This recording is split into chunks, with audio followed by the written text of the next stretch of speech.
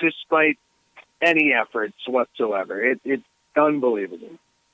You're right. It is unbelievable. Hamburgers. It's fucking... It's Pepsi folks are the biggest perpetrator. Am I in here? Can you hear me?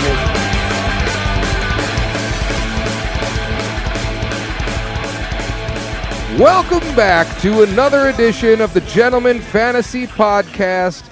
I'm your host, Kyle, and with me on the Hot Stuff Pizzeria hotline, his headphone jack does not work. It's Robert Rushlow. Wait, it doesn't work? I don't know. What did you just tell me? You were just bitching about your headphones. Oh, yeah. No, it's the fucking corded things, man. Anything with a fucking cord. It just never fails. It'll always get tangled on you. Sick. It's a sick joke. It's God's sick joke on everybody that exists. Well, you know what else is a sick joke? This playoffs. Right. Oh, well, this is your championship edition of the Gentleman Fantasy Football Podcast. We have a lot to go over because we dropped the ball last week and we did not do an episode. We did. We dropped the ball, and you know what? I don't even feel like picking it up. We're just going to grab a new ball, and we're going to start That's over. Right. We're going to deliver the best kind of fucking 90-yard touchdown we can give you. Not like the one Tyreek Hill that bounced off his face mask. A real catch. Do we need to discuss that? I'm sorry. Well, let's backtrack. I wish we had the Fantasy Focus podcast rewind drop right there. Let's go back in time because we got 2 weeks to cover here, and unfortunately, the good week to cover was not this last week. It was the first round of the playoffs. Let's talk about that. Now, I'm gonna admit right off the bat, if you missed the playoffs, I probably did not pay attention to your score, so I have really nothing to talk about those other teams, the 6 teams that missed the playoffs. So I apologize in advance if you were one of those teams. But let's talk about your division champs matchup. We had Zach versus Ed. Zach got it done. Zach got the division champs bonus. And yeah, he took care of Ed. Ed had a down week. He did. And, you know, to supplement every point you just made, with the exception of Wes, there was nobody worth talking about in the consolation bracket anyways. And I say that because Wes is the only one who would have beat me. Enough said right there in the consolation bracket. Yeah, I was pretty much the last one in the champions bracket, and I would have beat everybody but Wes. So, hey, props to you.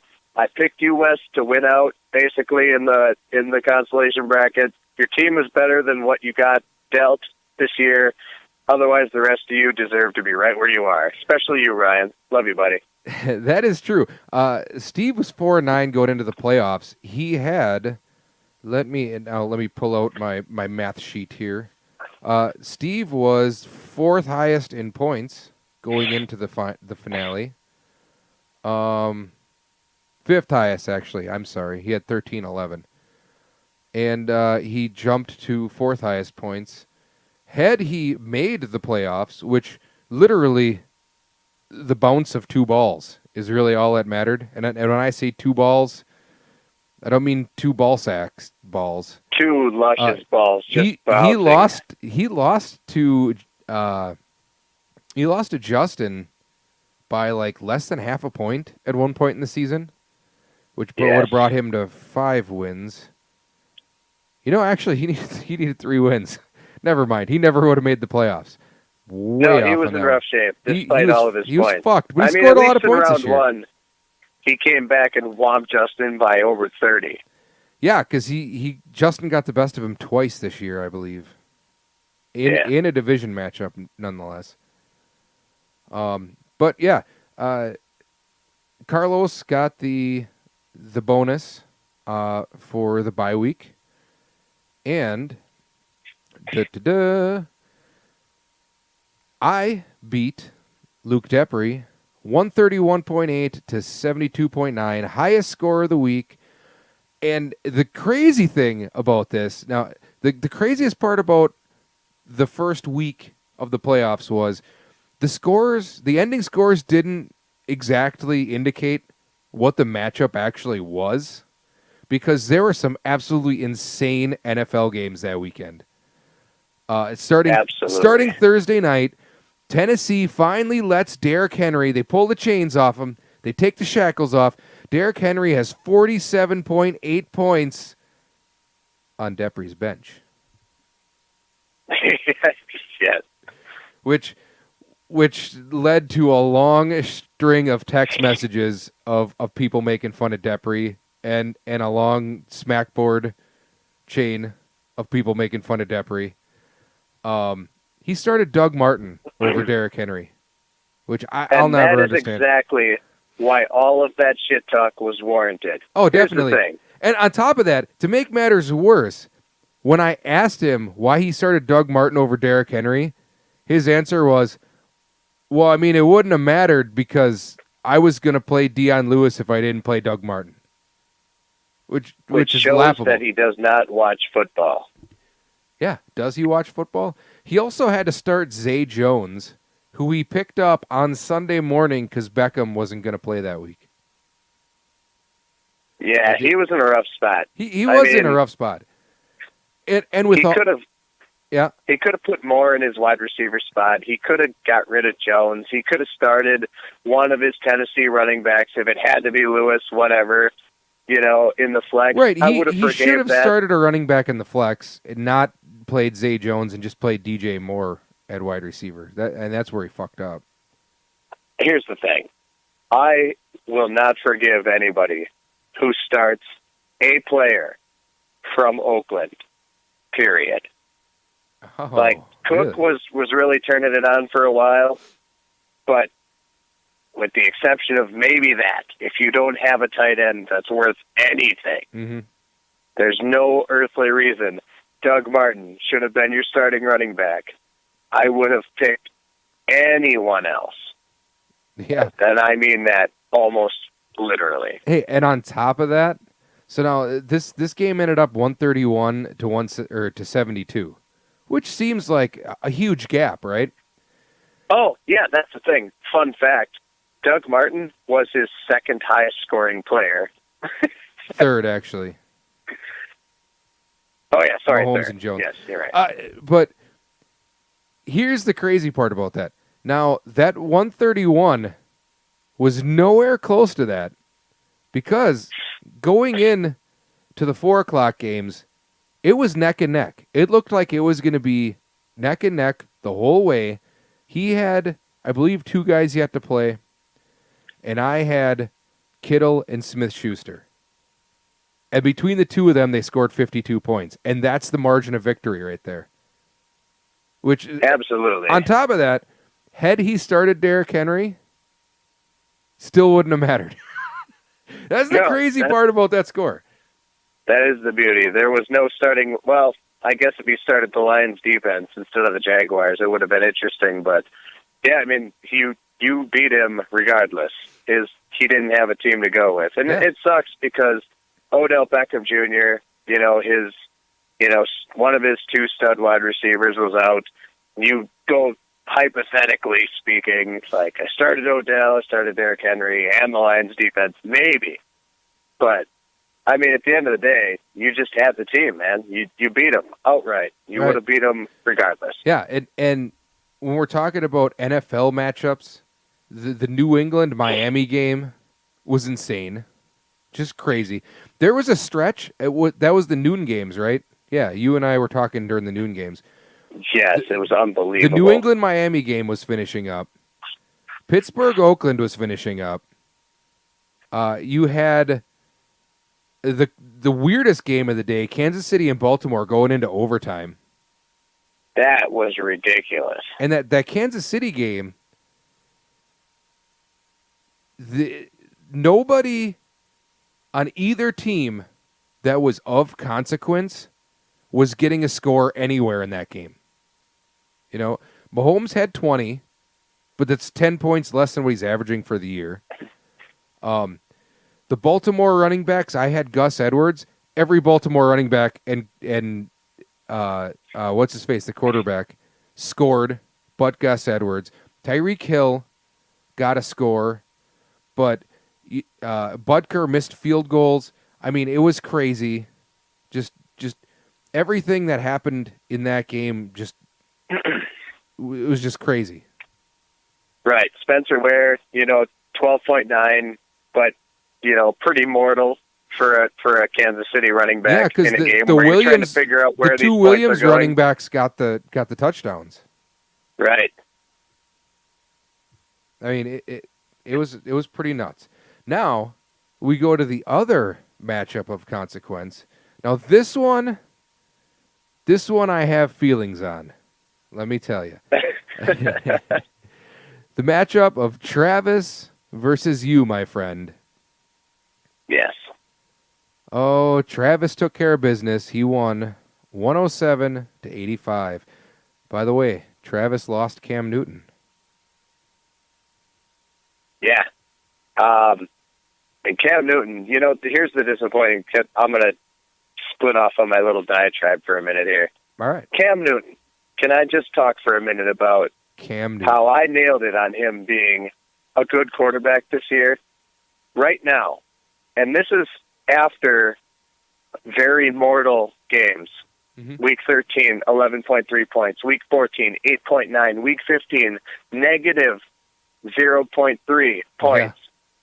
He is still the seventh best quarterback in fantasy football, our league scoring. What was the bet, by the way? I said he would finish top 6. I bet with you that he would be a top 6 quarterback this year.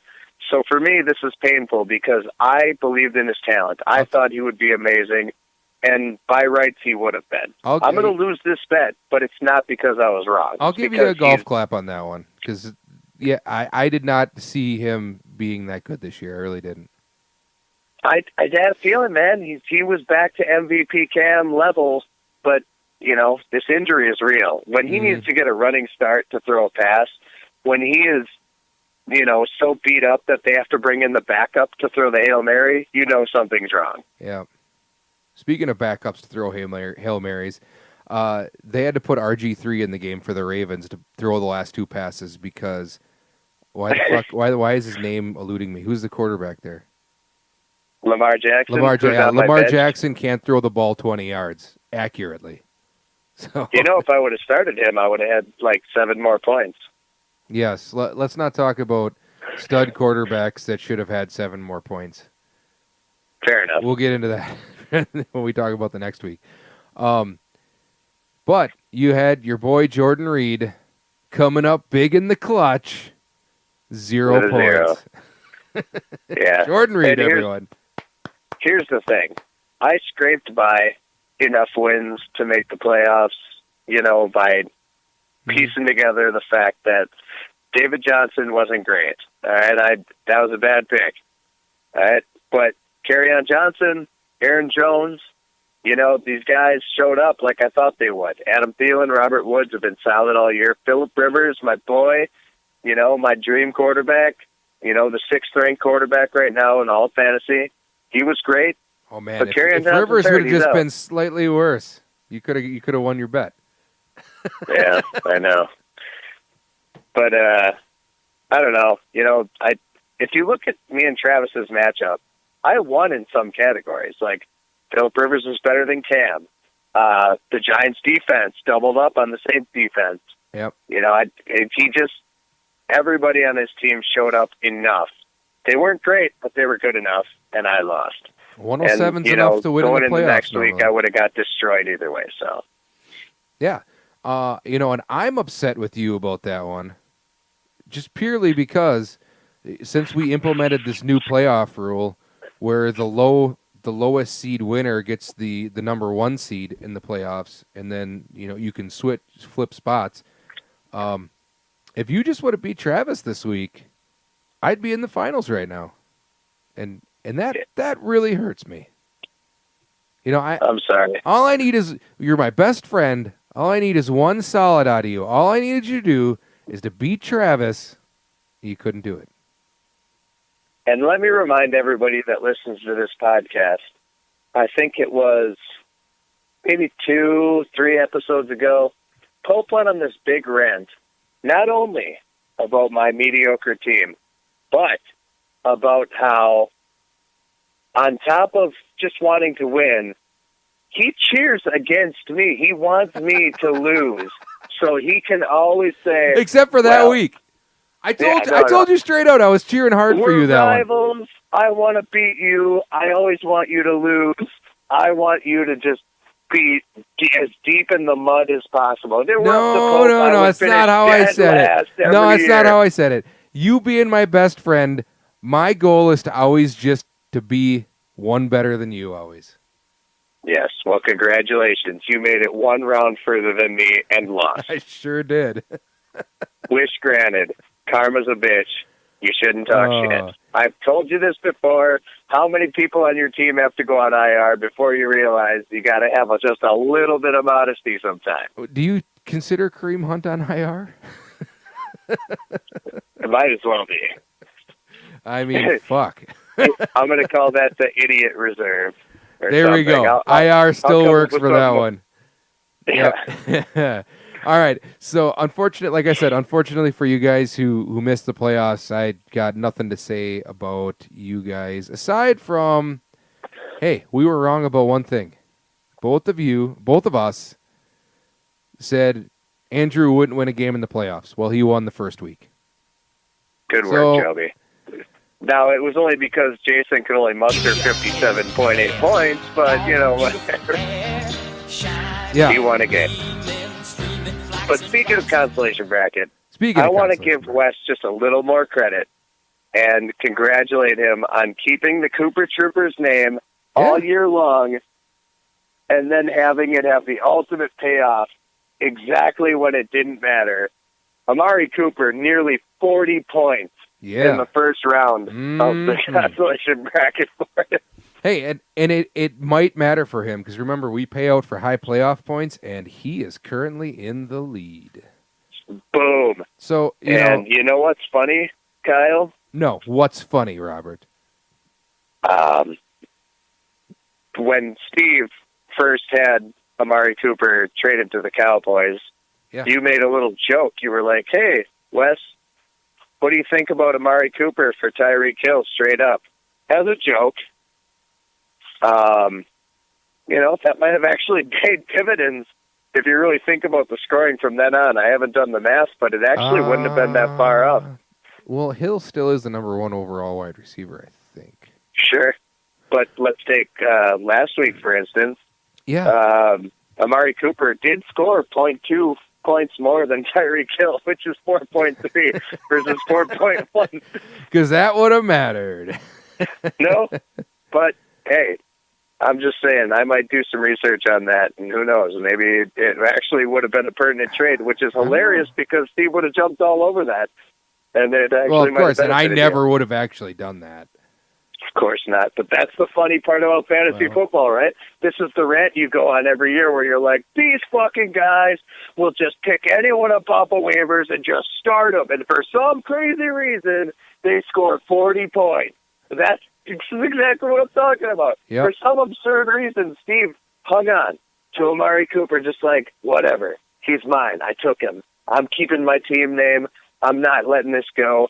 And John Gruden and all of his fucking insane wisdom trades him away to the Cowboys where he becomes the rebirth of Michael Irvin for the Cowboys. It's just amazing. Hey, all I'm going to say is I pray to God that the Packers are on the receiving end of a John Gruden trade soon.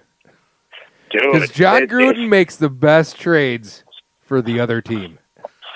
Seriously. Yeah. Khalil Mack. It's unbelievable. So the Mack thing I get,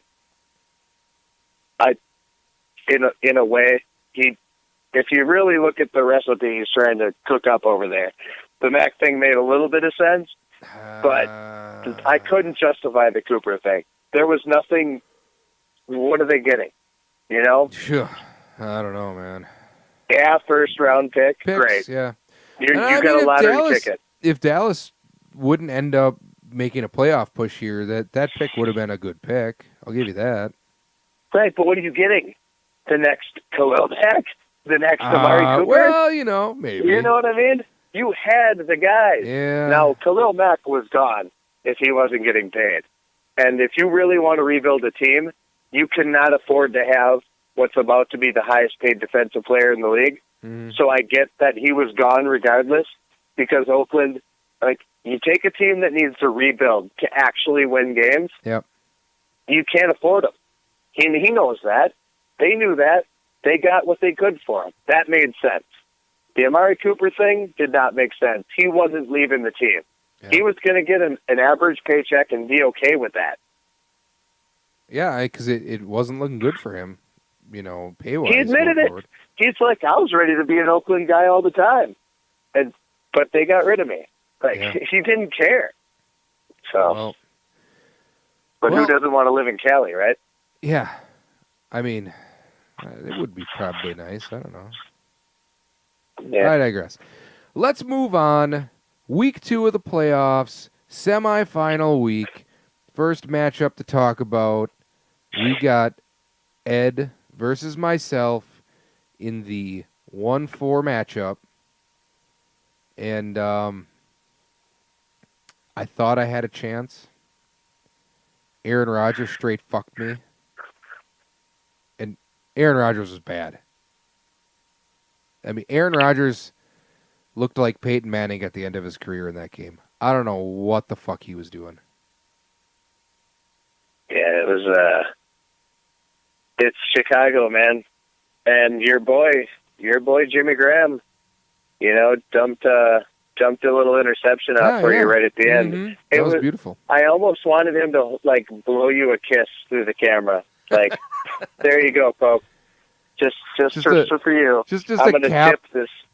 Yeah. I'm gonna break Aaron Rodgers' interception streak and just volleyball, bat this thing up for an interception.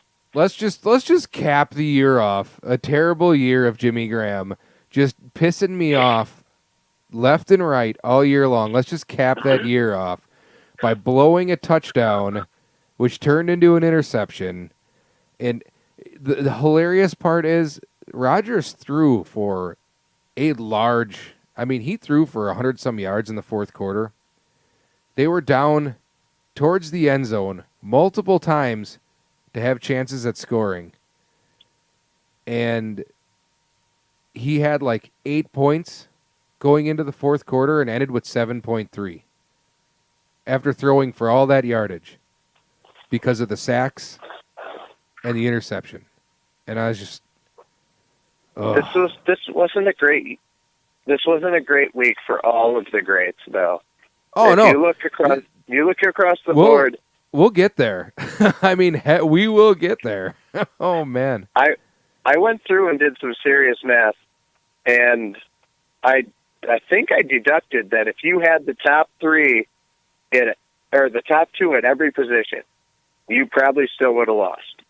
And what's funny, and it's not really funny, but it's kind of funny, because you didn't watch the game, but Tyreek Hill dropped.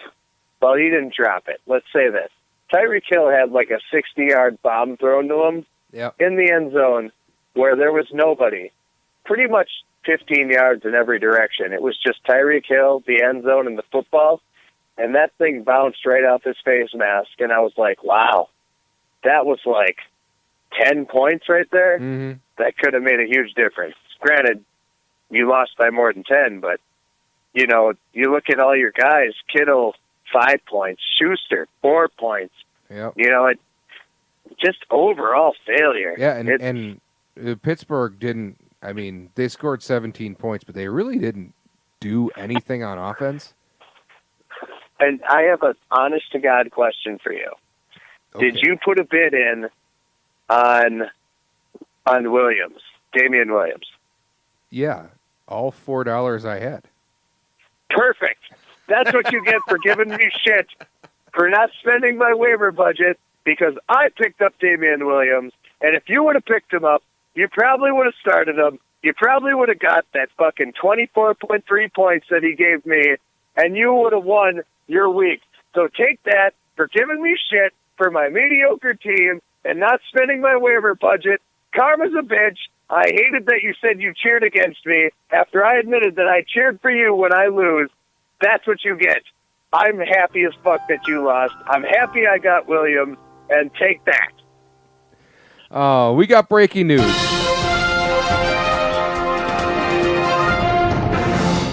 Breaking news, you picked him up a week after it mattered. It didn't matter anything to you. You're in the freaking losers bracket now. Hold on. Congratulations on saving your money for the week after it mattered. Wait a minute. That's me clapping. Play the breaking news drop again. Okay, all right, here we go.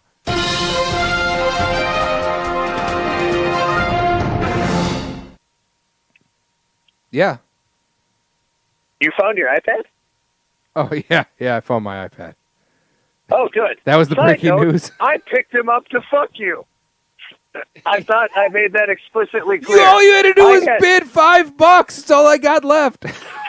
Exactly. But I wanted it to be me, Pope.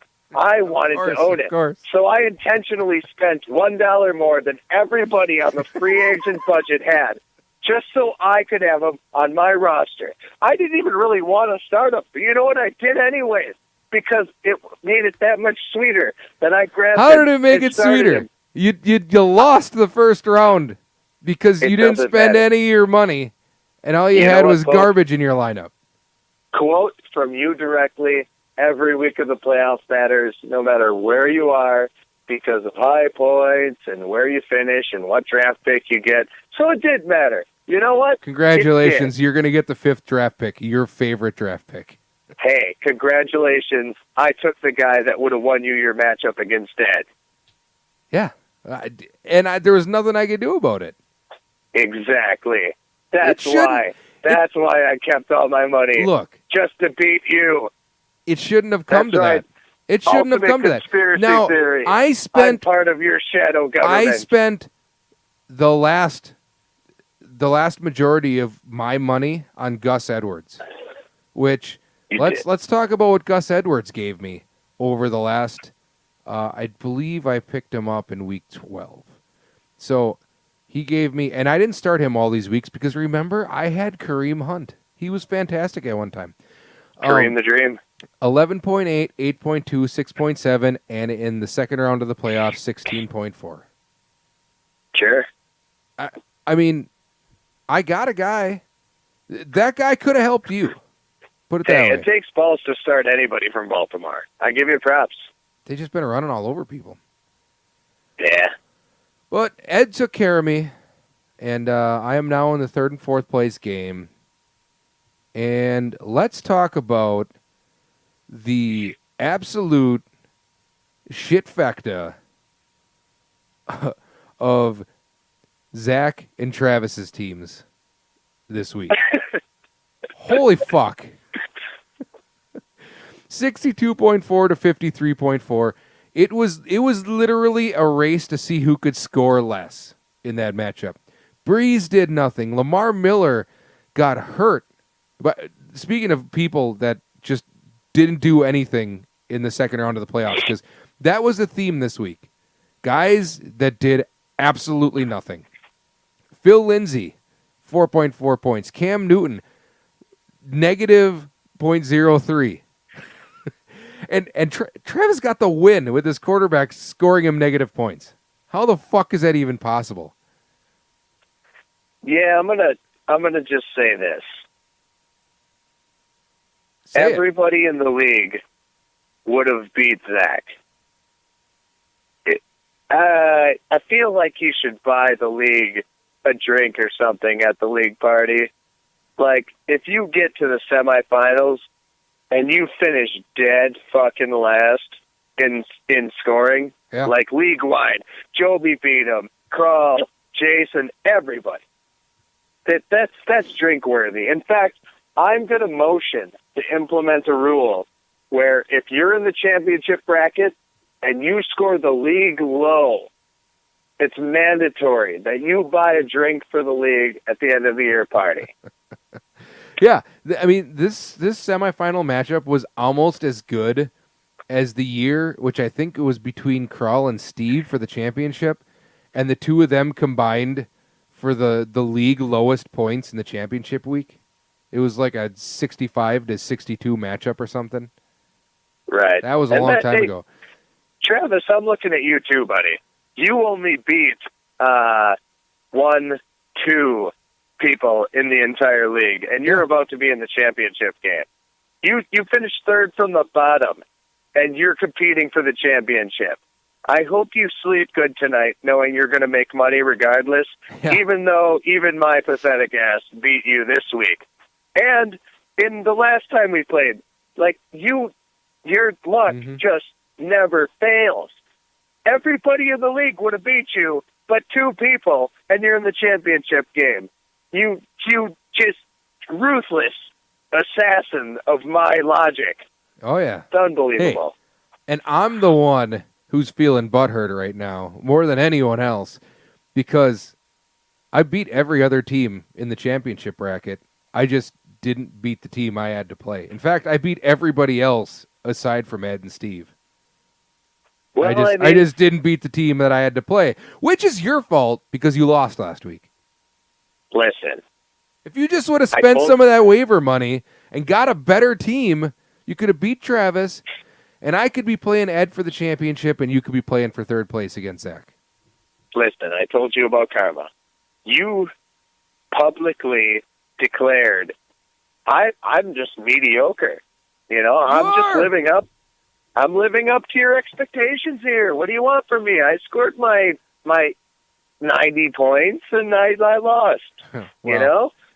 Yeah. You want to be right all the time. You were right, and I lost, and then you lost. That's karma. Don't we? We all lose. An audio file out to the world in YouTube saying that I suck, you cheer against me, and You're really you just want to be just a little bit better. Well, guess what? You and your fucking 29 points out of DeAndre Hopkins made you just a little bit better than me. Side note, he was the second highest by .2 scoring player in all of the league, and you lost. Congratulations. Yeah. Enjoy competing to not get an empty envelope this coming round 3. I sure as fuck hope I don't get an empty envelope. It'd suck. And hey, and Zach is on a roll here. Well, actually, he scored 92 in the first round, but 53 in the second round. That's not very good. No, that was really bad for a 10-3 fucking powerhouse. Yeah, that was. We can only hope that it continues to suck for him. What do you mean we? I'm not on Team Pope anymore. Oh, you're not, huh? I changed my perspective since your little rant guy. I used to be the whole, like, if I can't win, I want my best friend to win kind of thing. No. I am the anti-Pope now. I'm the I hope you finish last every year kind of guy now. I'm upset by your revelation. All right, so I'm on Team Zach Schneider this week. I hope you lose, guy. No, all right, I'll take that. Yeah, you take your empty. In fact, your envelope won't be empty. I'm going to put something real special in that envelope for you. Okay, wonderful. And may I address the whole 6 people that listen to this podcast? Yes. I have been heavily drinking tonight.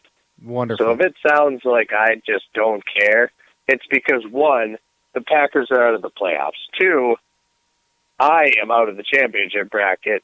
And 3, whiskey tastes really good, and it's the holidays. So don't judge me.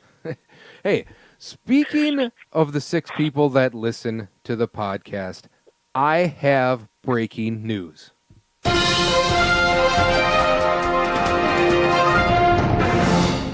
So if you remember, after or going into the playoffs, I announced that if I make it to the championship game, anyone who listens to the podcast is invited to Schuster's for a free meal on me to watch the games on Sunday. This coming Sunday. Which turns out I wouldn't have been able to actually do that because I have to be somewhere on Sunday. Well, let it never be said that Pope was a man of his word. Yeah, okay. But I would have made him up. I would have made it up to everyone. I would have done it the first round of the playoffs or something like that. But here's the underlying part of that. So I'm hanging out with Aaron Danielson, and Aaron goes, "So how'd you do this week in fantasy?" I said, "Well, I lost, or I'm gonna lose." And he goes, "Oh man, that sucks. I was really looking forward to that Schuster's dinner." And I was like, "Schuster's? How the fuck do you know about that?" He goes, "Oh, I listened to the podcast." I was like, "What?" I was like, "You're not in the league. Why do you listen to the podcast?" He goes, "It's something to listen to, and you two are funny." And I was like, "Boy, there's literally got to be like 5 minutes of funny for you because it's all shit you know nothing about." And he's like, it's still something to listen to. So congratulations, Aaron Danielson listens, and he's not in the league, which means we need to make it more fun for people not in the league to listen to this. Wow. Because people just suddenly have this overwhelming feeling I need to step my game up and not just call in drunk. No, it's better when you call in drunk. Which leads me to a thought that I have, which is a terrible thought. But I'm just going to throw this out there. I feel like I'm reading your mind right now. Oh, okay. We start a league poll. Should Robert get absolutely shit-faced before a podcast, or should he call in sober? Prepared. Do that league poll. But actually, what I was going to say is if we have people who find this entertaining, we could do this year-round, maybe on a bi-weekly basis, and just chat about whatever. I don't know how that would go. Because it's nice having things each week that we know we have to talk about. Because I don't know what we would talk about for an hour if we were just off the cuff. I mean, there's sports year round. We have teams in Wisconsin. We could do Bucks Brewers, and then pick a hockey team. Personally, I'm a Wild fan. They're still in the league? I have not watched hockey in decades. Okay, maybe that's going a little far. But the NFL, and, it's a 24-hour thing. There's the draft, there's the combine, there's plenty going on. We can talk shit about anything for fucking an hour. So keep that in mind, guys. You'll have to go to the YouTube page to continue to listen, because, of course, once the season's over, this page, it doesn't disappear, but we can't update the league manager's note and all that kind of shit. It just really doesn't pay to keep posting on here, because the page is basically dead. No one touches it after the league ends anyway. If there's a genuine interest, we might actually have to start like a channel. We do have a channel. Yeah. We do have a channel on YouTube. Then they can subscribe and fucking call it a day. They can subscribe. We actually do have subscribers. Aaron subscribes. Ed subscribes. There's a handful of subscribers that we actually have. Holy shit. Well, then we're good to go. We don't need the league page. Yeah. People get notified when we post a new podcast. It's crazy. I just learned something today. Yes, you did. So. The more you know. Yes. Next week, I can't guarantee when it's going to be because, of course, the final weekend of the season is Christmas. So we will do a follow-up end-of-the-year pod.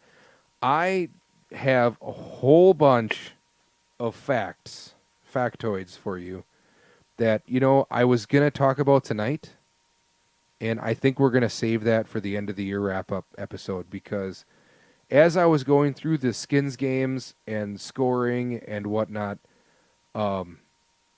there's some really interesting facts about the season, and you and I need to find a way to get together next week for this one because I feel like it needs to be a cold call special. Absolutely. Plus, we have an insane amount of bets to settle, like these end-of-the-year bets we made, and I fucking feel betrayed and a little bit unjustified in the Cam Newton bet, but I will uphold my end of it. But, yeah, we're going to have some fun. We got to calculate that whole top 36 bet we made. Like, Yep. we're going to have some fun with this. It's going to be great. Yep. So next week you're gonna get the final results of everything. You're gonna get all the Skins games results. You're gonna get our board bet results. You are gonna get our bracket challenge results, which I got updated scoring here for everyone. It's going to be amazing. It's if gonna you guys be like the podcast, this is going to be the best of all of it. Yeah. And depending on how the league vote goes, I may be completely shit-faced or I'll be entirely sober, with some hard-hitting facts. We'll whenever we do a podcast together, there is minimum of a 12-pack of Busch Light or Miller Lite sitting on the floor and us just cracking them as we go. Right, and their vote will determine how drunk I am before we even start That's the right. podcast. And the length of the podcast is determined by how much we can drink before one of us really has to piss. True. Let's do the bracket challenge here real quick. Let's. Here's how the scoring goes. I may or may not post this for guys to look at because nobody probably cares. But you get 2 points in the championship bracket. You get 2 points the first round, 4 points the second round, 8 points for the third round. Now, I haven't done the math, but I'm going to assume that I might be losing because I had you and Zach playing for the championship. Well, you're drawing dead in the championship. But let's just go back here. So 2 points for the first round, 4 for the second round, 8 for the championship round. Now, in the consolation bracket, any consolation game is 1 point the first round, 2 points the second round, and 4 points for the third round. Okay? Here's a wrinkle. Yes. If for some reason you picked the wrong winner in the championship round in any matchup, but you picked the correct loser for that round, you get half points. Ooh. So if it's the correct loser in the championship bracket, you get 4 points. If it's the correct loser in the consolation bracket, you get 2 points. Okay? Tracking. Just because, that you picked the whatever position they're going to finish in correctly. So right now, I have 18 points. I have my whole champions bracket, the two matchups in the championship bracket, I have still open for me. You're dead. You're drawing dead there. Okay? I have 18. You have 14 right now. So you're only 4 points behind. In the losers bracket, I still have Steve for first pick. I still have Crawl to lose and get pick 4. I still have Luke for pick 5. Open. You're drawn dead on the consolation bracket, but you can still pick up wins for you beating Luke and Luke losing. You beating Luke losing. So you can get points for that, and you can get points for Justin getting pick 7. So I have to beat Luke and he has to lose? Shit, that sounds hard. I know, that's crazy. So technically, even though you're down by 4 points and I have way more potential points, if Travis beats Ed, Zach beats me, Steve doesn't get the first pick, and you beat Luke, you win. Easy enough? Yeah. Because you would get a whopping 6 points for that. And the best I can do is have Crawl lose this next round to tie you. Hey, well, lucky for me, Luke's only projected to beat me by 20 points, and he hasn't even put Odell Beckham back in his starting lineup yet. So Is I'm in Beckham great playing, shape. though? Is Beckham playing? Oh, yeah, he's in. Oh. I did not see that. All right. So he's probably going to beat me by more like 25. But you know what? I'm going to take him down just on principle that I'm mad at him about the whole division thing.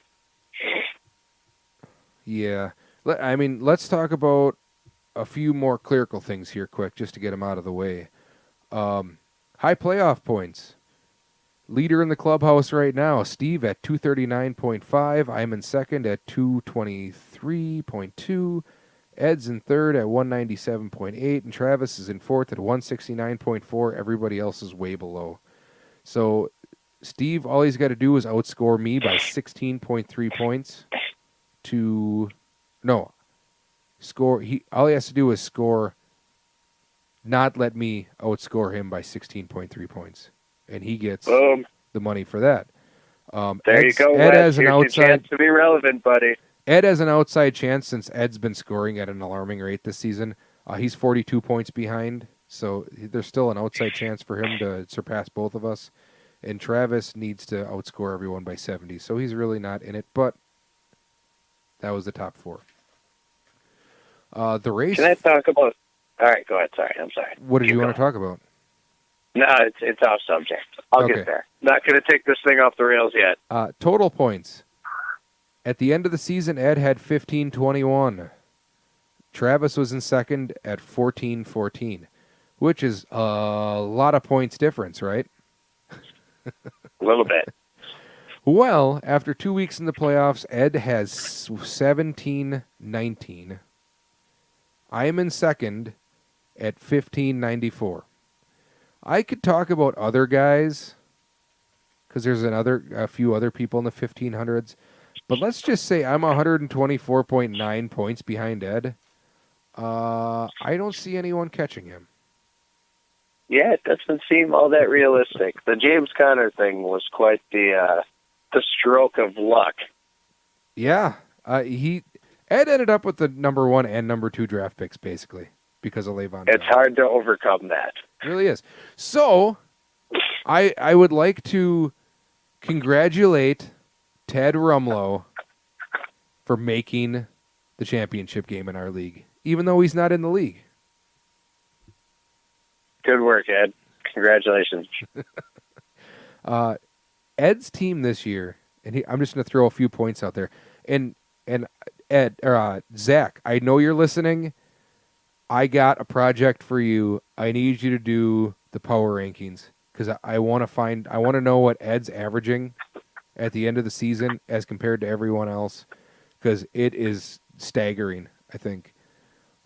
Ed's averaging 114.6 a game. I believe he only has 2 games under 100 points for the season. The second highest scoring team is my own team at 106.2. Ed's averaging 8.4 points per game more than anybody else in the league. Yeah, he's been a metaphorical freight train, pretty to say the least. Aside from that hiccup, that 2-week hiccup that he had, and that first week of the playoffs, I mean, Ed's just been steamrolling everyone. Yeah, you know who Ed didn't beat? You. Me. That's right. Just remember that, Ed. All of your glory, high points, championship, you didn't beat me. Period. And on the other end of that spectrum, I believe it's close. I just picked a guy.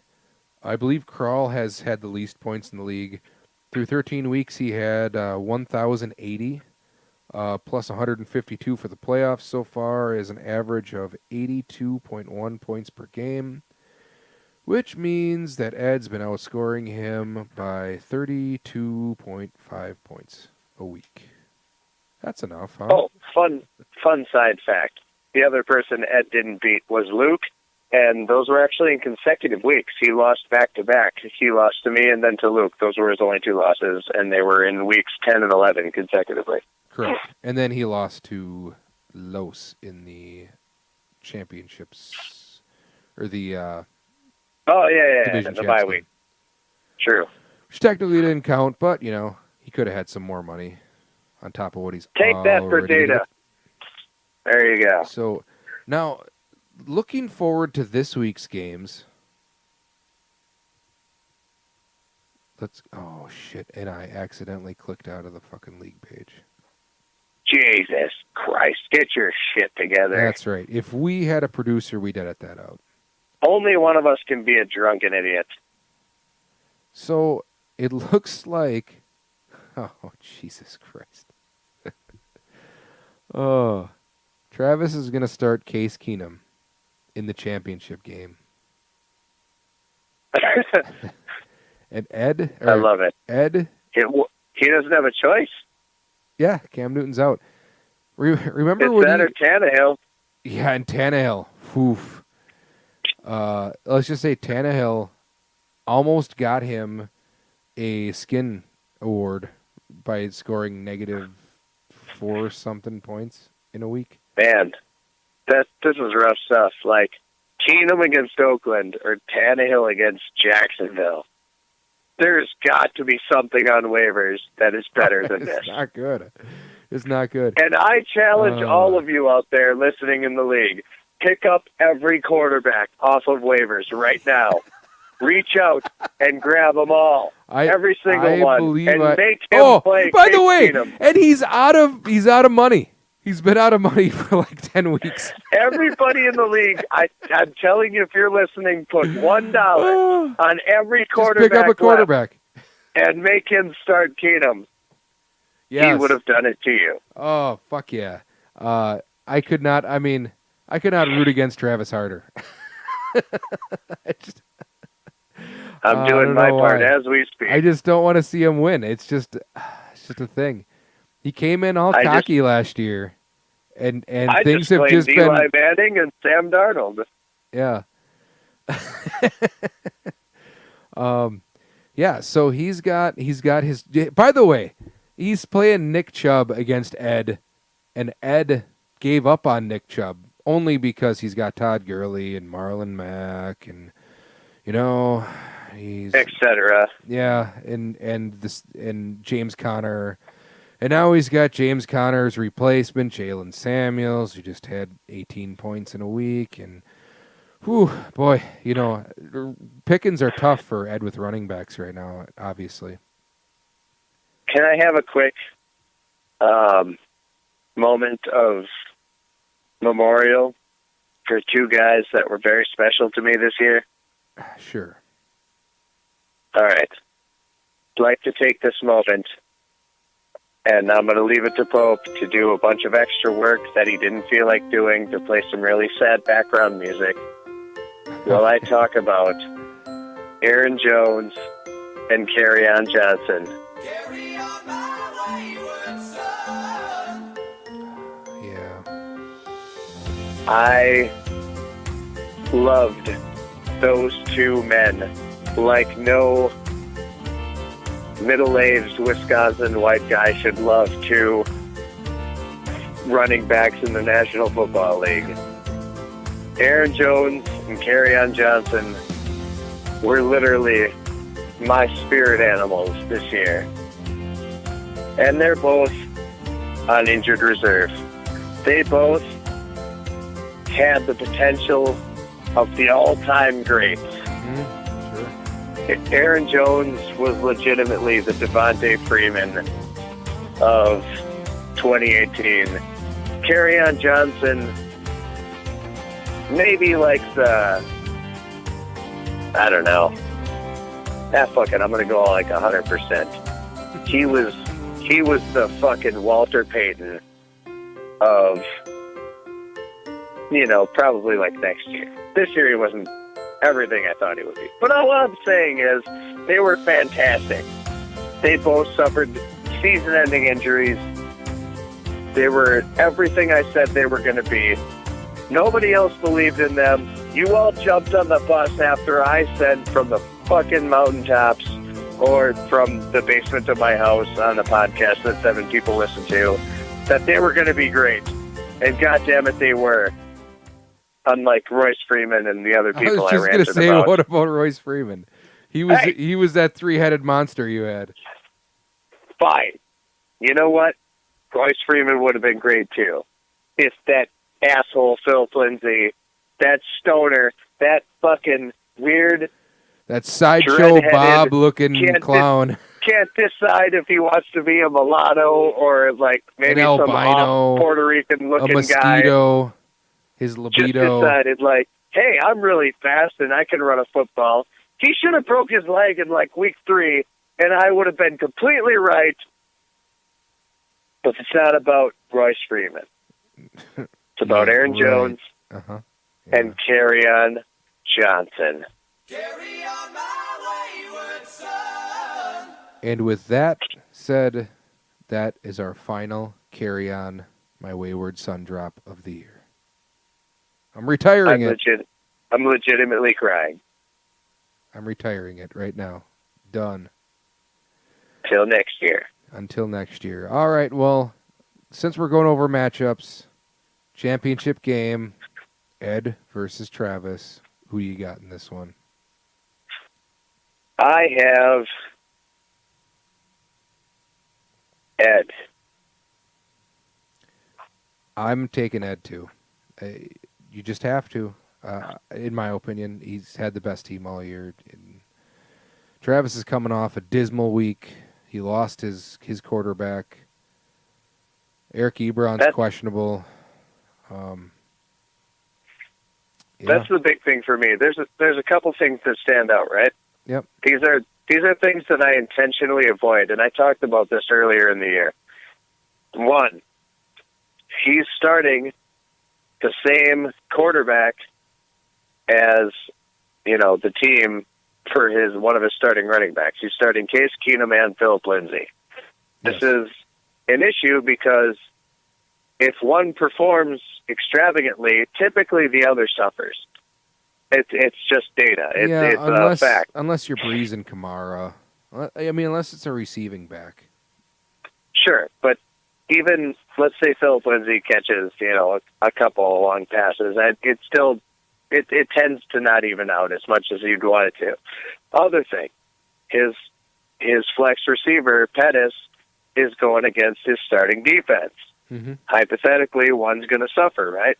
He has two of those contradicting things that I personally try to avoid, where you're playing offensive players against your defense, and then again, the quarterback with the running back. It just somebody's got to slip up in that matchup. And Case Keenum. Well, what can I say? You're starting Case Keenum. You're in the championship game, and your starting quarterback is Case Keenum. That is rough stuff. Bold prediction here. Ed wins 120-75.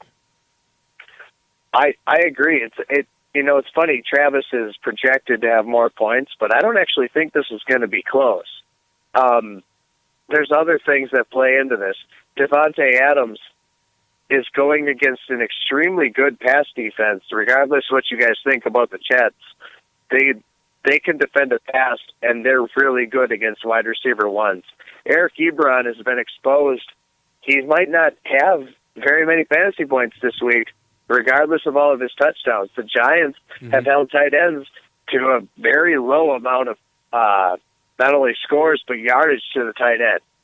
And if you look at Ed's matchups, he's actually looking at very favorable matchups in virtually all of his positions as far as the defense goes against those. He got two tough choices here, okay?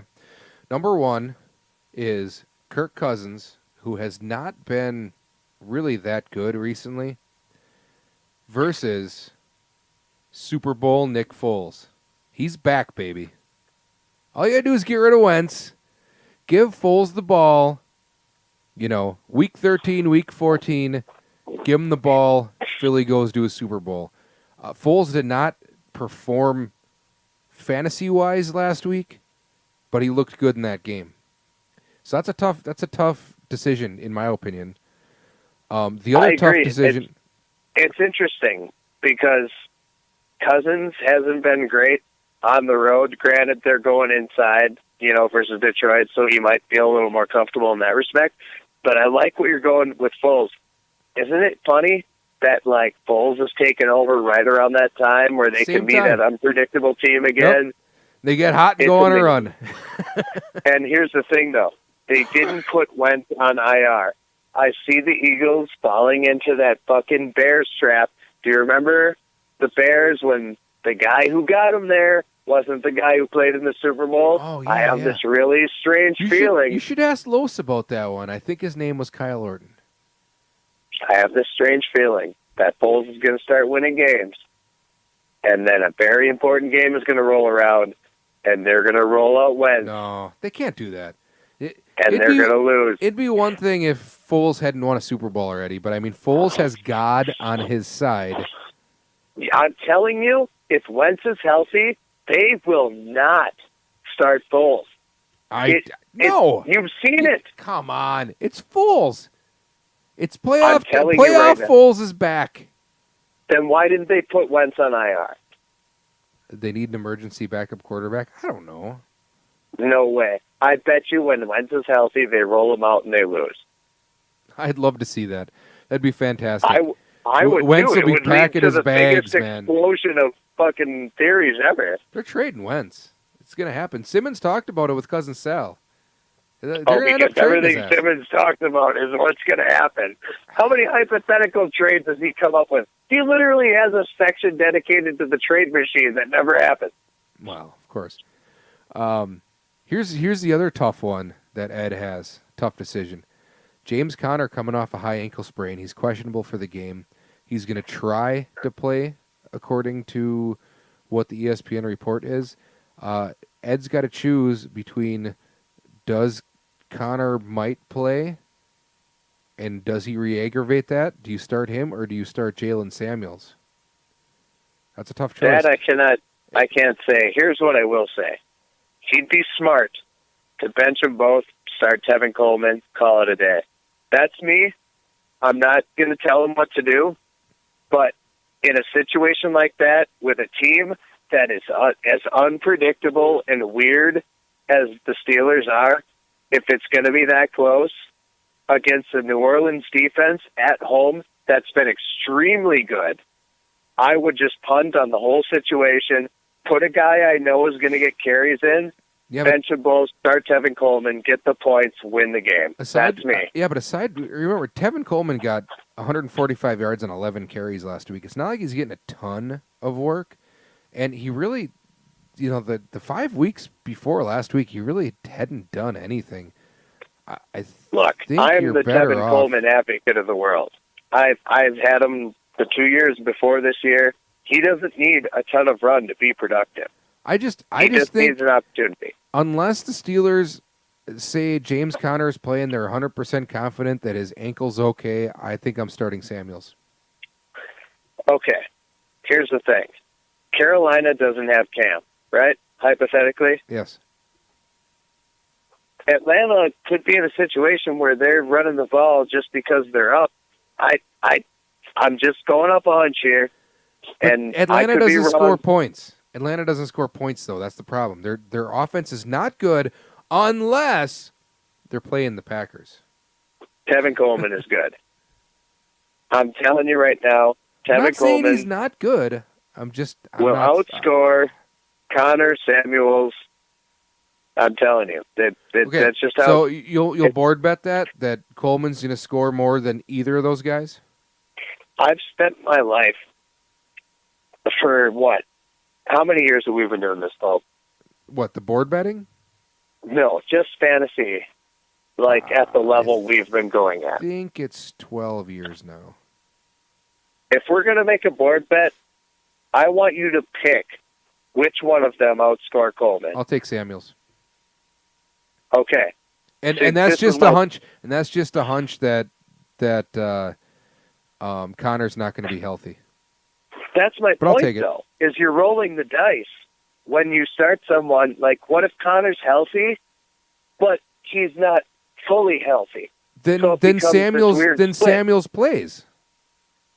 Right, but if they both play and they split carries, so Connor doesn't, They're going to get more than the 6 points that Coleman's going to get. You're being silly. That's fine. Board bet. All right. Coleman, I'll take. You can have them both. Fuck it. No. Just give me Samuels. I'm not going to play you like that. Let's move on. Fair enough. Let's move on because we're getting This is the up championship game. This is I important. understand that. What else is there to talk about? Let's talk about the third place game. 9/11?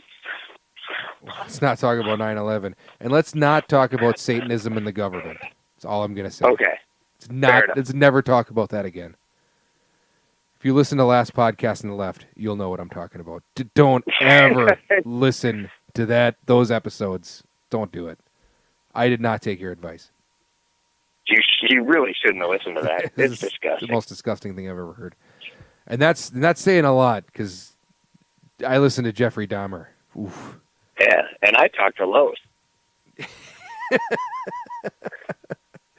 All right. Third place game. I am going on full tilt. I'm benching Rodgers. I don't need his fucking sorry ass. Their season's over. He's gonna take his little whiny whimper. He's gonna overthrow guys. Jimmy Graham's gonna run wrong routes. They're not gonna try. Who knows? They might just sit him. If things don't go well, they'll just sit him. I'm starting Josh Allen. He's playing New England. New England is terrible against running quarterbacks. Just talk to Blake Bortles. Josh Allen, I'm starting him this week. I actually agree. And I hate saying that. I love Rodgers. Rodgers like is no my man. favorite. Rodgers is my favorite quarterback of all time. He's fucked me half the season. He's unbelievably talented, but I will say again, his mechanics are absolutely fucked right now. And you saw it. You all saw it last week. And if any of you were paying attention, you watched him overthrow receivers that had a fucking wide open path to the end zone. He overthrew them. And if you go back and look at how his positioning was, where his stance was, he was throwing off the wrong foot again. He was jumping up in the air while he was throwing again. He doesn't know how to throw a football anymore. He taught himself how to throw the football the wrong way. And hopefully he's got an off season to fix these issues that he's having right now. Because the Packers just invested a fuck ton of money in him. And if he's turning into late career Peyton Manning with the money that they're owed him over the next few years, I got a funny feeling we're going to be watching a lot of bad Packer football. And I really don't want to be saying that because we're talking about Aaron Rodgers here. He'll get better. We're casual fans and we notice that. They have to see this. They're probably going to work on it. Here's the thing. Now, I'm just talking about this week. Aaron Rodgers against the Jets isn't a great matchup. He's still projected to do better than Allen, but I don't think he will. The Jets have a fantastic pass defense. Rodgers is just projected for that because he's Aaron Rodgers. They don't care if they win or lose. They'll get a better draft pick if they lose. Buffalo, on the other hand, is in New England. And I know that sounds scary, but Buffalo fucking hates New England. Yeah. They will play their asses off, and Allen is the kind of guy, he's basically a running back in a quarterback spot. And I'll say it again. Go hard. I'll say it again. Ask Bill Simmons. He will tell you New England cannot defend against a running quarterback. It's the same problem that as good as the Packers were years ago, they ran into the same problem. They could not defend Colin Kaepernick. Didn't matter how good the Packers were, their defense could not defend Colin Kaepernick. New England has the same problem with running quarterbacks. Right. They don't challenge him to throw. Colin Kaepernick, if you would have just challenged him to make an accurate throw, everybody would have realized he fucking sucked. But, that's in the past. Not going to get into how many Super Bowls we should have as the fucking franchise. But anyway, moving forward. And like I said, I am going on full tilt, starting the Titans defense against Washington because their quarterbacks can't get any worse. And that's a no-brainer. I think I'm benching Harrison Butker for Brett Maher from the Cowboys against Tampa Bay. I also agree with that. Fun fact that I looked up, Tampa Bay has given up the second most points to kickers throughout the season. There you go. So you're in good shape there. So that's what I'm doing. And Los is rolling out Trubisky. So we're both changing it up. We're both benching our Hall of Fame quarterbacks in a championship week for Josh Allen and Mitch Trubisky. Could this get any better?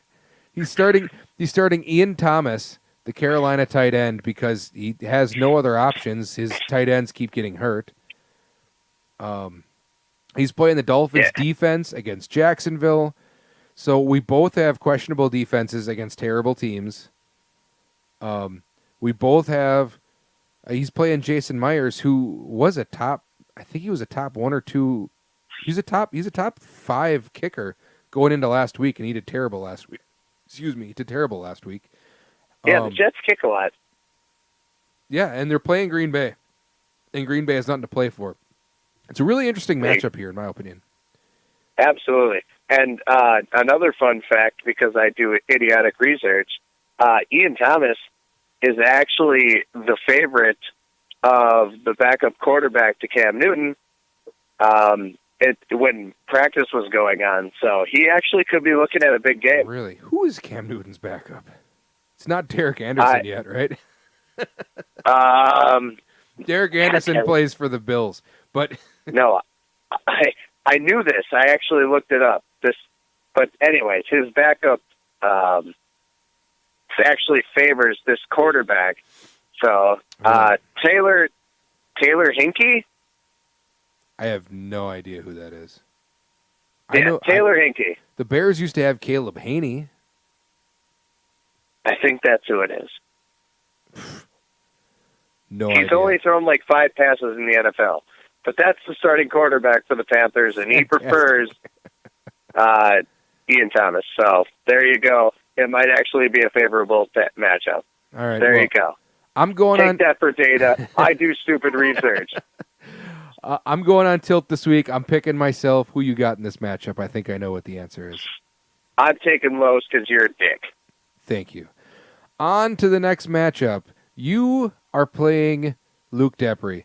Now, the rest of these don't really count for a whole lot, so let's make this quick because we're running This is way a fucking behind. pride matchup right here. Pride matchup. It is. This is for the pride of my division. The two teams that made the playoffs and lost both won, and now we're playing for the 5th and 6th draft spots. You versus Luke. Luke has, by the way, Luke's team has been kind of middle of the pack all year long, but he's got Patrick Mahomes, who's just killing everyone at quarterback. He's got because I made a bet. He's got right. That's right. That's a Rivers Mahomes bet. He's got 3 40-plus point games. He's also got Derrick Henry on his team, who's had a 40-point game plus a 30-pointer last week. He's got these guys on his team that are just like super scorers or nothing. It is the craziest. And he's getting Odell Beckham back.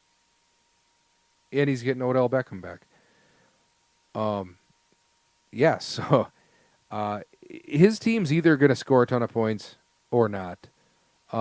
Just because I don't think your team can have 2 bad weeks in a row.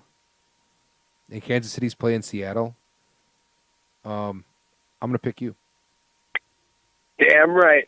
And you know what? I don't need Aaron Jones and the best running back ever, Kerryon Johnson. I retired that drop. Because I am winning anyway. Adam Thielen's going to go berserk. Robert Woods, fucking Vernon Davis, why not? Alshon Jeffrey, doesn't matter. David Johnson is going to perform he's going to get all the points that he was supposed to get all year, all this week. He's going to go for freaking like 200 and 3 touchdowns against the Rams of all teams. It's going to be epic. And I'm going to beat Luke, and I'm going to call him, and I'm going to tell him he's stupid. And that's going to be it. I'm just going to say that, and I'm going to hang up. There you go. Pick me, Robert Rushlow for president. And I picked you to perform the reverse jinx. So there you have it. You bastard. Next matchup, we got Ryan versus Steve. This is the matchup for the number 1 draft pick. Parentheses, if there's a number 1 draft pick next year. We'll talk about that next week. I got a proposal in mind. But now, is there any two guys in this league of, if you look back in all the years, there has not been, between these two guys, by far there has been the most number one draft picks of any two guys in the league. I think Ryan's picked number one like 3 times, and Steve has as well. Yeah, he either wins the championship or he's the worst team in the league. Yeah, Ryan goes worst to first, almost. And by the way, I think of his 3 championships, 2 out of those 3 years he picked, he finished dead last or got the first pick and picked first and won the league. So watch out for Ryan next year, I guess. Yeah, well, I mean, that's the thing, right? He could have picked Gurley, who was awesome, or Bell, who was not awesome. He couldn't have picked Gurley because Gurley went number 1. That's right. He didn't have the number 1 pick. He had the number 2 pick. That's right. That's right. Well, either and way. arguably, any of the guys he could have picked at 2 wouldn't not have lived up to. I mean, who went 3? I don't remember who went 3, but you picked David Johnson at what, 4 or 5? Zeke Elliott was picked before me by Travis, and then So I picked Zeke David went Johnson. 4. It and would have Travis had to have picked been 3. Antonio Brown? Yeah, it probably was Brown. I don't know. I'd have to look at the. I can't remember Because what Zach the order took was. Kamara after me. After you. Yeah. Yes, it would have been Antonio Interesting. Brown. Well, I'm picking Steve in this one. Steve has just been on fire lately, and he's probably going to end up with high playoff points. And I am contractually obligated not to pick Ryan, so give me Steve. All right. Next matchup, Andrew versus Crawl. These two guys have consistently sucked. This is for the 3rd and 4th pick. Crawl's had the least amount of points this year, and Andrew is actually right above him for the 2nd least amount of points. At least Kral has an excuse. He hasn't had Cook and Fournette all year. This is a no-brainer. Kral's going to win this matchup. He's got him back. Andrew Luck's on fire. Cooks and Landry look good. He's got Baldwin in the flex. Vikings defense against Detroit. This is an obvious win for Kral. I don't care what anybody says. I will bet my life on it. And even though I'd love to take Joby, Throw it, show it, long as I can blow my hair. and his beautiful hair, I saw him today. We had our children's preschool, Christmas musical today, and that hair is getting long and flowing, and it's all fucking oiled and shiny, and he is going straight back to Fleet Farm model Joby hair. So when he walks up to you, does everything start going in like slow motion? You get tunnel Yes. vision and Dreamweaver starts playing? It's like those I Can't Believe It's Not Butter Fabio commercials where like the lights get bright and his hair's blowing in the wind and he's riding a centaur, and I'm just like, hey Andrew, what's going on? And then he says, so what happened last week? You guys schedules didn't work out, you couldn't do the pod? And I was like, yeah, well, we're doing it tonight. Don't worry about it. You'll have it this week. Yeah, no, we're going to do the pod this week. By the way, are you riding a fucking centaur? Holy shit, dude. Yeah, isn't it sweet? Yes. Yeah. What the hell? Right, I know. Carl's probably going to win this week, just since I picked against Joby all year, and he also reminded me every time I pick against him, he wins. So I'm taking Dude, Carl, Cook so and Andrew can Fournette. win. Enough said. The last one, we got the dumpster fire versus Justin. I didn't make the draft. Parsons. This is for pick 5 and pick 6. No, it is. Yeah, it is. No, wait. What the fuck? No, I'm looking at the wrong sheet here. Jesus Christ. This is for pick 7. Are and you pick 8. drunk too? No. Justin's starting Jameis, who ironically used to be Travis's quarterback, And now Travis is in the championship game and doesn't have a quarterback. Probably should have hung on to him, Travis. But Travis does feel like he needs to turn over his roster once every 3 weeks. So again, I there's remind that. everybody, go into waivers and pick up every quarterback available. Every Make him quarterback sleep in you the bed can. he made. That's right. I'm going to take Justin this week. He's got Barkley and McCaffrey. There's nothing else I can say. Keenan Allen really fucked Jason last week. And, on a side note, Tyreek Cohen and Tyler Lockett would not have helped me in the playoffs. So, it is what it is. Yeah. I'm going to take Justin as well. He has two of the best running backs in the game. The problem is that's always just been all he had. Yeah. But Sutton is the only receiver left in Denver. They're going to be throwing. I wish he would put in Baker Mayfield instead of Jameis, personally. But I feel like he's going to win either way. So, yeah, give me Justin on this one. Baker's been on fire. I do really like the Russell Wilson-Lockett stack against KC because I feel like that might lead to some points, given that they're going to have to score. Yeah. Cohen against San Fran I don't love, but it is Cohen. And Keenan Allen, that guy's hit or miss. It's close. I wouldn't be shocked if I missed on this one and Jason won. These guys both have dudes that are just like boom or bust. And unfortunately, throughout the season, it just didn't work out for them. They don't have bad teams, but yeah, rough stuff. Yeah. Quick side note: remind me to ask Los next week. Going forward, fantasy wise, you taking Cohen or Howard? Going forward, future wise, I think you're taking Cohen. Yeah, Cohen's great, but he's got Darren Sproles syndrome, where he can't be the feature back. He's a gadget guy, and even though he doesn't need to be, he does so many other things. He doesn't need to be. I a know. top guy. I'm not saying that. Sproles was great as a feature back as well when he had to be, but I just don't think Chicago's ever going to go that route where they say, all right, he doesn't need to be you're a the feature guy. back for him to be an impact player all the time for them. Certainly not, but that wasn't your question. Your question was, who do they go with moving forward?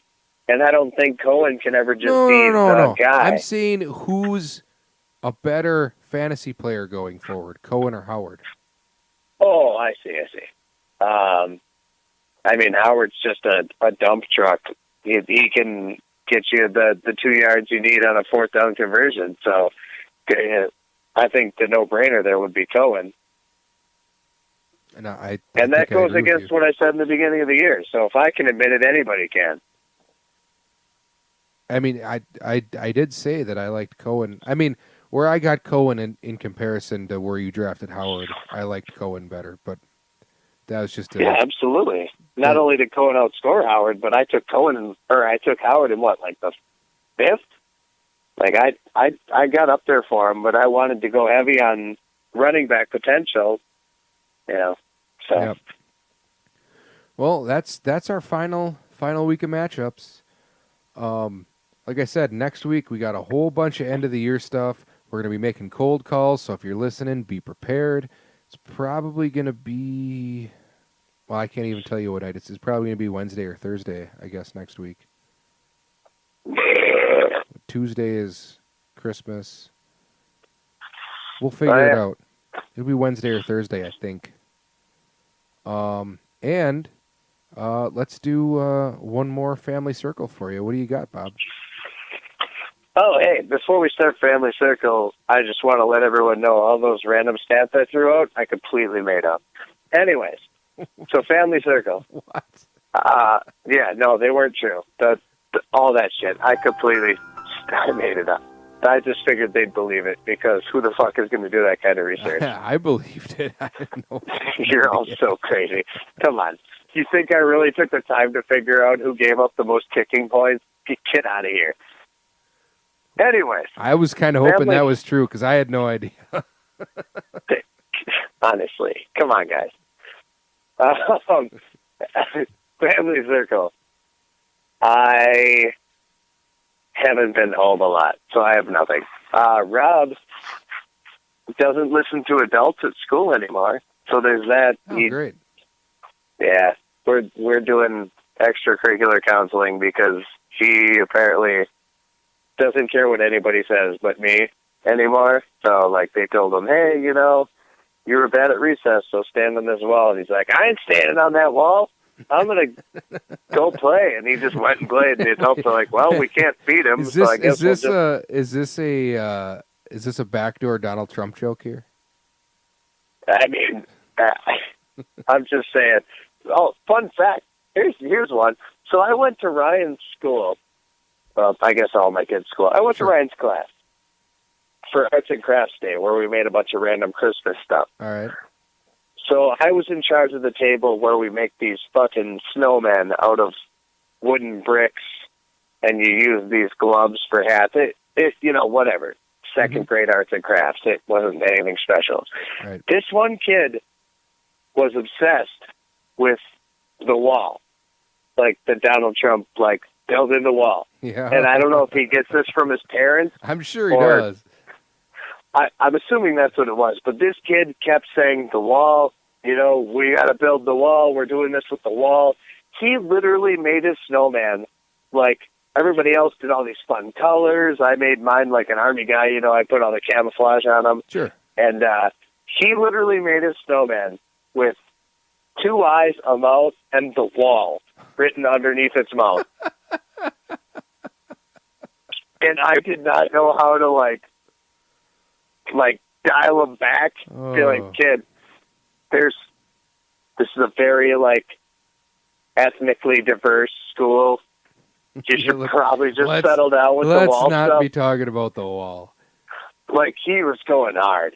I literally watched this kid mention the wall probably 10 or 11 times in the hour and a half I was there, and I was like, damn, this guy is just insanely, like, either soaking in something from his parents, or he just saw it on TV and was like, that's my thing now, is the wall.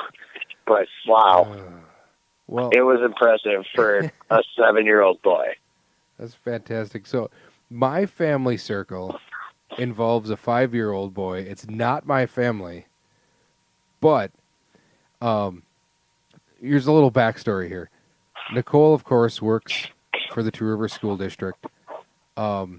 She works with my neighbor, Linda. My neighbor, Linda, is a kindergarten teacher.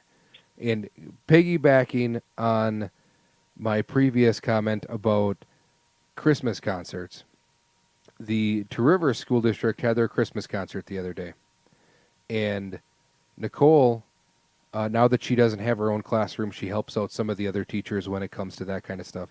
And Linda is a kindergarten teacher. She has this kid in her class. And this kid is like the kid from hell. His parents must not pay any attention to him. He hits people, he kicks people, he spits on people. He swears. I mean, this kid's a kindergartner. He told her to go fuck herself one day. It's a 5-year-old. Damn. Literally. One day, he got so mad at her, he walked up to her, and he bit her so hard, she bled and had to go to the doctor and get a tetanus shot. Holy shit. Yeah. Yeah. That is that bad. So this same kid, during the Christmas concert, can't sit still. He insists on sitting on Linda's lap. And Nicole is helping out the class because Nicole knows that he's a handful and Linda has a hard time taking care of the rest of her kindergartners with this kid making an absolute scene. And they're in the middle of doing the Christmas concert stuff. So they're watching the other kids, and this kid's sitting on Linda's lap. And he's all of a sudden, he just starts feeling Linda's boobs. 2 hands just like grabbing onto her boobs, massaging her boobs. Just not even trying to hide it, just going at it. And Linda's just dumbfounded, doesn't know what to say. And before she can even say anything, Nicole's sitting right next to her.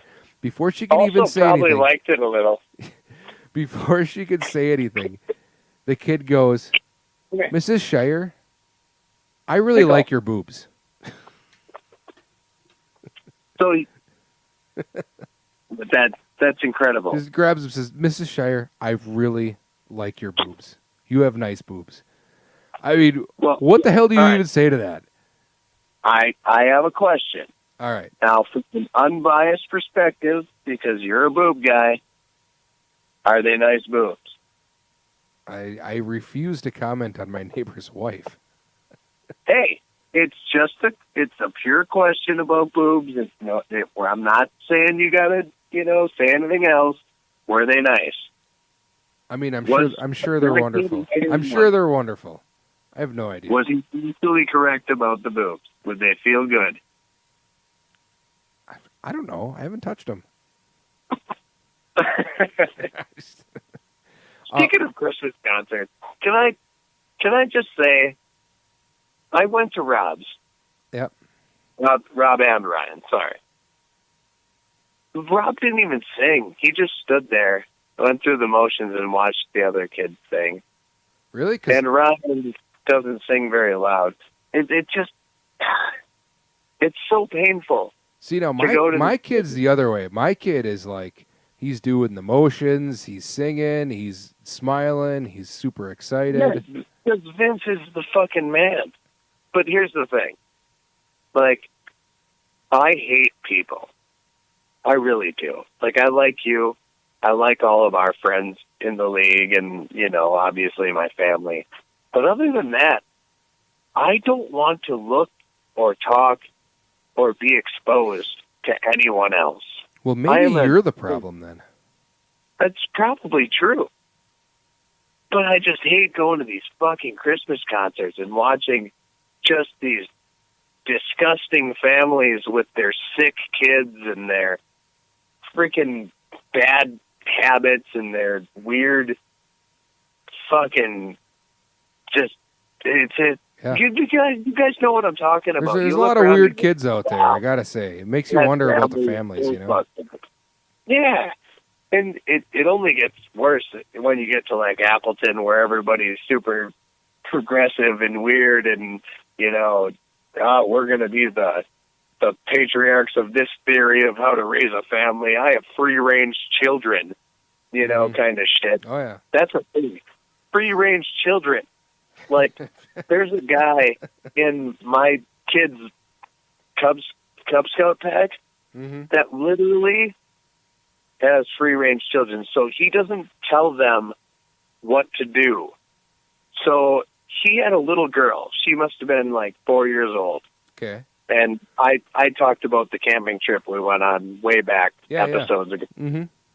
He let this little girl run around in the cold, barefoot, without a jacket on, all this stuff. And he's like, well, we don't tell her what to do. Like, her feet had to have been freaking ice blocks because I was cold, fully dressed. And she just didn't want to wear shoes. Same thing when we went to the scout thing to pick up food supplies and stuff. It was a blizzard. And she wasn't wearing shoes. She wasn't wearing a jacket. She's just freezing. Like, blatantly freezing, but didn't want to put her shit on. Like, where a parent should go, hey, put your shit on. You're being an idiot right now. Wouldn't do it. Free-range children. That's goddamn ridiculous to me. I would agree with you there. It's like, why don't you just give her the keys to your fucking car while you're at it? Why don't you give her a gun? Whatever. Free range, right?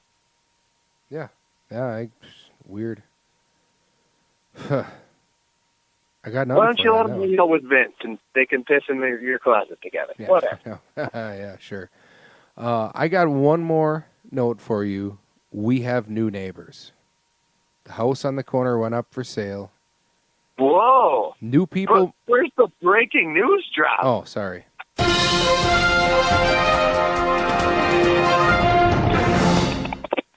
Well, they started moving in a couple days ago, and Nicole was gone that day. And I sent her a message, and I said, hey, the new neighbors are moving in. She goes, oh, did you see them? Are they young? Do they have a family? And I said, no, I didn't see them. And I guarantee you they're old, because there were 2 hints, all right? And you tell me, how old do you think these people are when I give you these 2 hints, all right? In the driveway, there's a pontoon boat, and a Mini Cooper? Ooh. I'm going to say early 50s. Ding, ding. I told her there's absolutely no way that these people are under 50 years old because nobody under the age of 50 owns a Mini Cooper, and certainly nobody under the age of 50 owns a Mini Cooper and a pontoon boat. It is Fun fact, I almost bought a pontoon boat, and we were looking at Mini Coopers earlier, like 3 years ago. no way. It is physically impossible for anyone under the age of 50 to own a No pontoon one. boat and a Mini Cooper. That's true. That is very That's true. why I didn't do it, because they said when I went to look at the pontoon, they're They like, said you "Sir, can't you're do not it. old enough." You can't do it. Do you have a Mini Cooper? You can't do it. And what sucks is they're not young enough where you can bring garbage bags full of used toys to their house. Just leave them on your porch. Yeah, You know, unfortunately. Unfortunately, you cannot bring over stuffed animals. Ugh. And on that note, I'm Kyle. That's Robert. I'm done. It's the Gentleman Fantasy Football Podcast, Championship Edition. It ran long. And we'll see you guys next week for the league finale roundup. And don't forget, we'll be calling you. Stick your ear to the phone. And Ed, if you don't beat Travis, you're going to be right back in that ER for other reasons. Oh, Ed's doing better, by the way. His gallbladder was actually dead. Wow. In Well, his body. you know, It was dead. We'll talk to him next week about that. well, all those years he was telling us that he was dead inside. Who knew he was right? He was actually right. All right. Again, Gentleman Fantasy Football Podcast. You guys have a wonderful week. Eat hot stuff pizza.